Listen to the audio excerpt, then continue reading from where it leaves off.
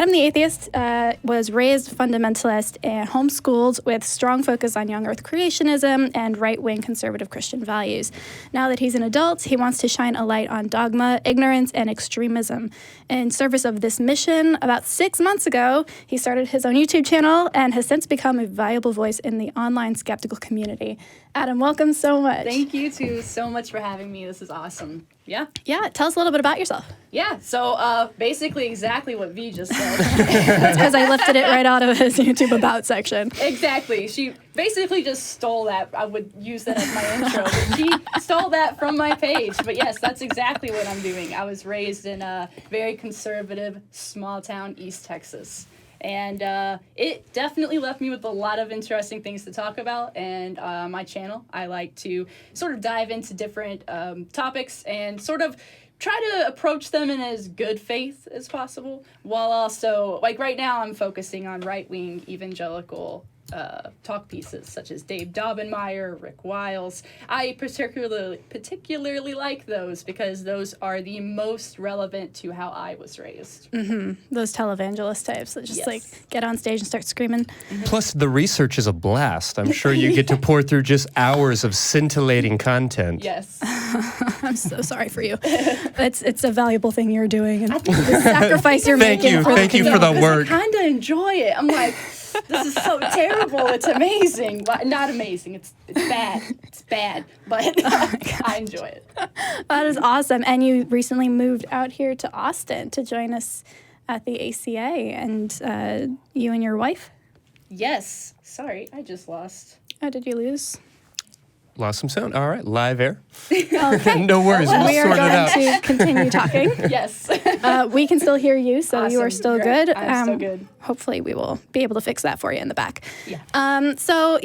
If you guys are listening live, first of all, apologies about that.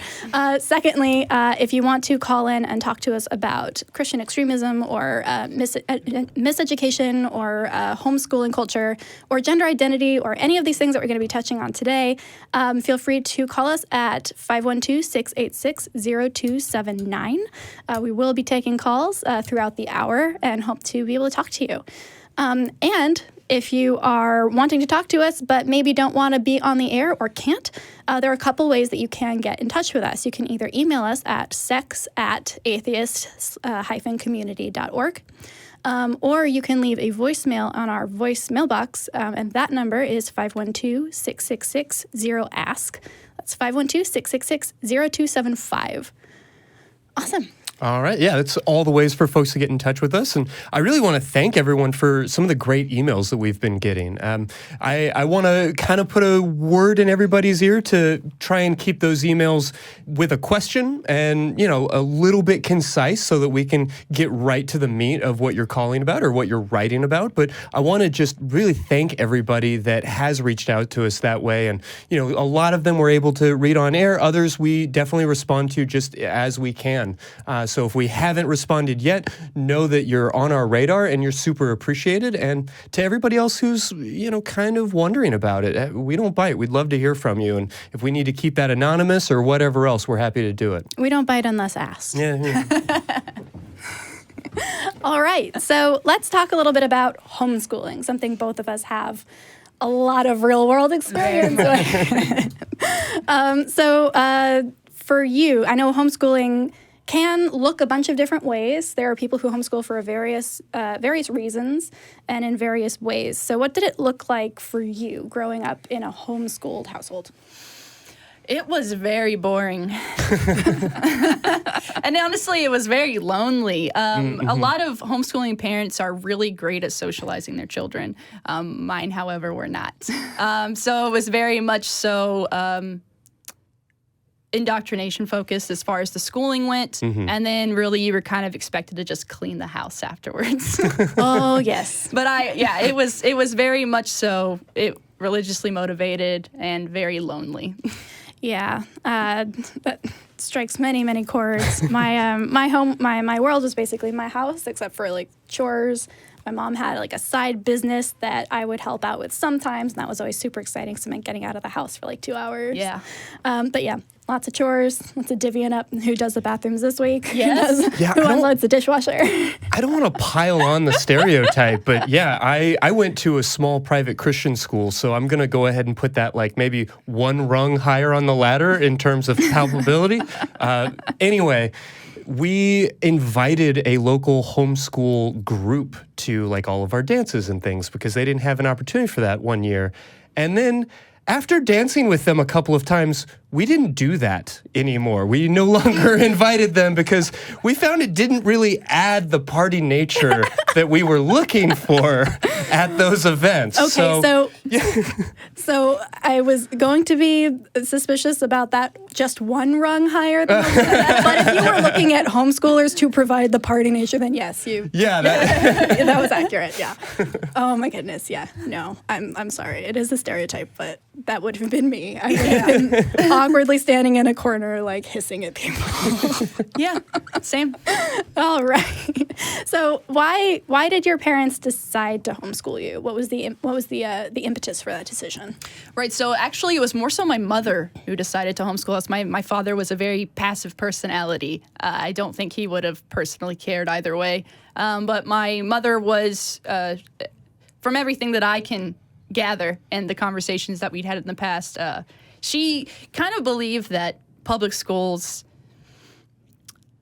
are too liberal or secular. I mean, in East Texas, to her, we tout secular, the word secular, as something to be proud of. For me, growing up, secular meant Satan, sin. It wasn't a term that you wanted associated with yourself. Yeah. So it was very religiously motivated. All of my curriculums were very religious. They constantly mentioned the Bible. And it was also, I really think that ultimately my mother believed that the best chance of success for me would be if I was raised in an environment where every element encouraged a certain belief in God and such. So I wasn't motivated. I mean, I guess she maybe could argue that she didn't feel that the public school system educated very well, which there are certainly discussions to be had on that. Sure. Last time I checked, I think the United States was 27th in education, which is not good at all.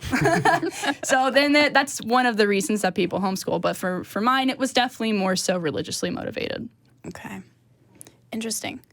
Yeah, it's worth highlighting that there are a lot of good reasons for folks to homeschool, but there seems to be like a very specific culture that exists around a very particular type of homeschooler, and that's kind of more what we're talking about, but it's also a very big culture that I feel like maybe a lot of folks don't know about, and it can be really damaging to folks. Yeah. And growing up, I always wished that I could be in a public school. I never really wanted to be homeschooled, but it wasn't an option for me not to be. So, Yeah, same. I still let it drop with bitterness that I never got to go to prom. Every once in a while. Just a little bit. No prom for me. It was sad. But yeah, that's very similar to the reasons my parents also decided. It was passed off as we don't think that public schools educate very well, and we want to be able to give that education. And in certain subjects, that was true. Like I had an amazing history and English curriculum, very intensive. I couldn't pass anything until I got an A, and just because my mom was the teacher did not mean I would get an A. Right. So do this again. Okay. God, I felt like my teachers were so arbitrary and biased anyway. The fact that whether or not I did a good job of cleaning the cat box or something like that could affect my evaluation, that would have been a just constant stream of arguments in my household. Oh my goodness. Yeah, it was interesting. But yeah, there were definitely those elements of they'll teach you evolution. Yeah. And they'll teach you about sex education and all of these very scary subjects that, we don't need to talk about in a Christian household. And it really does come down for many people to those two. And I mean, when we talk about history and science and all these other things, there's certainly an influence and a really powerful and dangerous one. But yeah, for a lot of folks, I feel like evolution is a a huge tipping point. And I feel like getting evolution taught in school curriculums was what kind of set off this modern homeschool movement. Yeah, I bet you could trace that right back to that for sure. I remember getting the most sex education I got in middle school, high school was reading the Epic of Gilgamesh. And I was like, oh my God, what the fuck? But yeah, that basically covered it. My sex education was my mother cleaning whenever I'm like 16, and for some reason she's like, do you know what sex is? She was really hot about it for some reason. You know what sex is, right? And I was like, yes. At that point, I had access to the internet. Yes. I get it now. Oh my gosh. Yeah. No, that was, oh my goodness. And then just, this is kind of deviating a little bit, but I'm curious what your daily schedule looked like. Was there a set, like, at 9 o'clock you do this, at 10 o'clock you do this, like, or was it more of a do everything you can as fast as possible so you have the rest of the day off? Right, yeah, it was more so the second. There were times where we would start our day with devotionals. So in those days, we'd get up at 7 and, read the Bible, go through Psalms and Proverbs, like one a day or something. I think there's like 30 Proverbs or 31 Proverbs. 31 Proverbs. Right. The last one being the one about a perfect wife. So I went to a school where you read one proverb every day, and only when you were lucky enough to have a 31-day month, would you get to read about the reward of your previous 30 days worth of effort. My God. So we were like already setting up at a very young age this concept that like a perfect woman was first of all, the only thing that you should ever want to achieve in this life, and that also they're an achievement. Having a pretty wife is a gift from God to thank you for all of your hard work. Okay. Yeah. All right. Cool. I'm the youngest of 7, so by the time that I reached, especially more of like the high school years, my mother was tired. And so I was given a lot of personal freedom over my schoolwork. I pretty much set my own routine. I would finish it as quickly as possible so that I could go do whatever I wanted to do for the rest of the day. So yeah, I was very much so in control of what I did. Interesting. Okay. I'm the oldest of 6, so I had the opposite experience of that. Well, it kind of highlights for me one of the scary, exciting parts of the concept of homeschooling, because that sort of Montessori leaning thought process of let the kids figure out what they're interested in, let it be self-motivated. That can be a really powerful tool when harnessed correctly by maybe somebody who had a license from the state or a degree in education or, or somebody who's just appropriately qualified. I'm not meaning to speak ill of your mother, but I'm wondering what her capacity or ability to actually teach was. Right. And yeah, that's a big thing that I care about a lot. I think that if you're going to homeschool, I think that whoever will be doing that needs to have a background in education. Obviously there are some people who are really savvy who can self-teach themselves that thing, and that's fantastic, but whenever you don't have any oversight over children's education, you can get a lot of different personalities who may not effectively see their ability to perform that.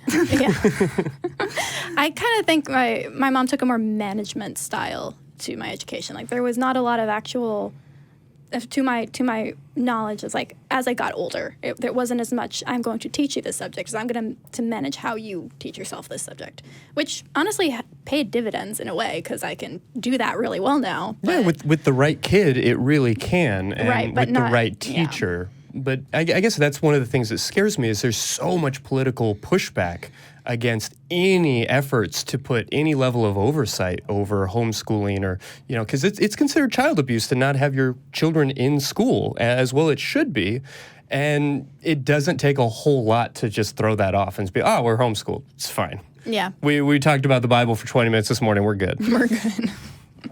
We learned about how the world was created, so we're all good. Okay, so talking kind of about preparing or failing to prepare you for different things. How did homeschooling prepare or fail to prepare you for things like dating and courting and sex and love and all of that? We kind of touched on the sex aspect a little bit, but just the whole concept of finding a person or persons to be with. I genuinely think it failed me in every way. I think especially when you are growing up in a religious homeschooling environment, it can fail you the most if you are LGBTQ. While obviously it's a lot easier for religious people to talk about straight interactions, especially cis straight interactions. There are not a lot of religious parents who are that far. All right, I'm not trying to generalize too much here, but I'm speaking about a very specific type of parent. Right. It can be extremely difficult for them to talk about cis straight interactions. So whenever you start getting into LGBTQ interactions, it is not talked about at all. Most of my personal education in like my sex education came from me asking certain questions online, right? So finding different resources that were either, like these government-run websites or different foundations that are really passionate about this. They'll have like those FAQs. They'll try to give some information.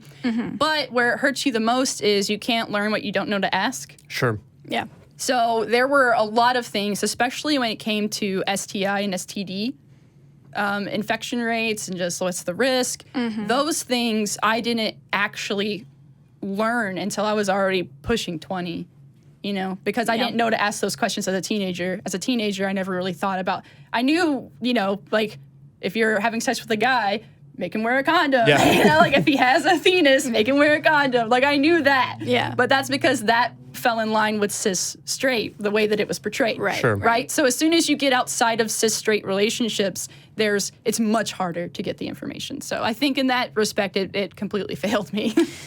Yeah, I feel that. Yeah. Yeah, I think I've told this before. There was literally one time in my entire life up until I was in grad school that I heard the word bisexual. And it was my mom saying, I can understand if you're straight, I guess I can understand if you're gay, but bi people are just greedy.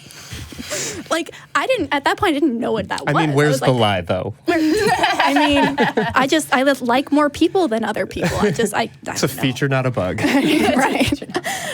But yeah, it took me until grad school to realize, like, oh, that's why I like looking at ladies' butts. Cool. Yeah. Awesome. Good to know.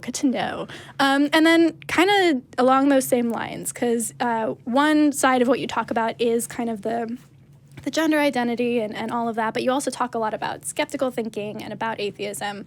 And I'm kind of curious how those two intersect, the homeschool culture and learning things for yourself and doing research and your ability or inability to access information and the value you find in skeptical thinking and reason and logic and all of this. Yeah, so all of those were self-taught. So I am still self-teaching because that journey is never really over. So as far as my education went and teaching me to be skeptical or teaching me the foundations of that, it was the complete antithesis to that. I'm being taught that I'm being taught about a religious worldview, about God, and these things are spoken as absolute truth. So it didn't prepare me or teach me any of those. Well, and just the number of voices. I mean, the diversity of sources of information. I mean, even in a really mediocre public school with really dated textbooks that were hired by a board with ridiculous, purchased by a school board with ridiculous beliefs and all of that, at least there are other people in the classroom who might have parents who taught them how to roll their eyes. Yeah. Fair. Yeah. So those were, like, one thing I will credit my homeschooling experience with. It did teach me how to teach myself. And now, obviously, if you're using skewed information to teach yourself, you can end up with the wrong opinion or conclusion. Right.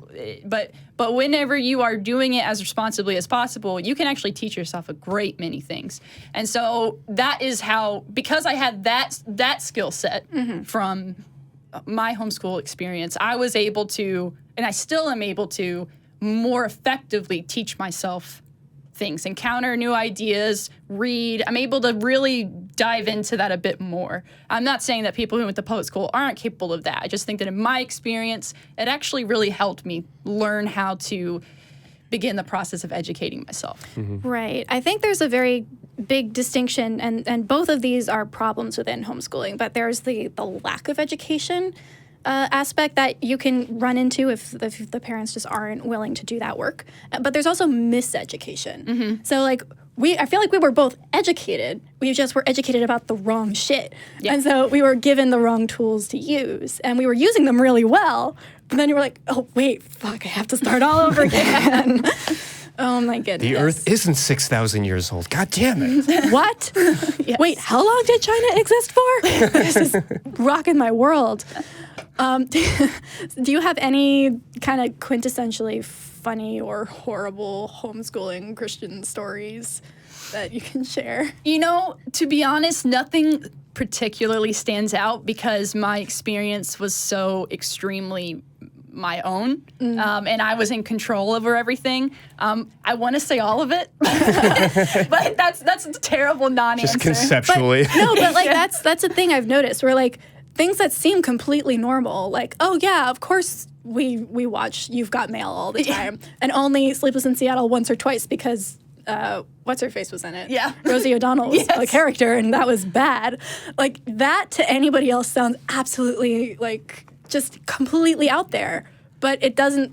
I wouldn't consider that funny. That's just like it's just bizarre in a way, and it is, but it is funny. But V and I can have a conversation about You've Got Mail and Sleepless in Seattle, and I genuinely wonder how people on the outside would see that conversation and be like, "What? What are they even talking about? Why are they referencing these very dated movies?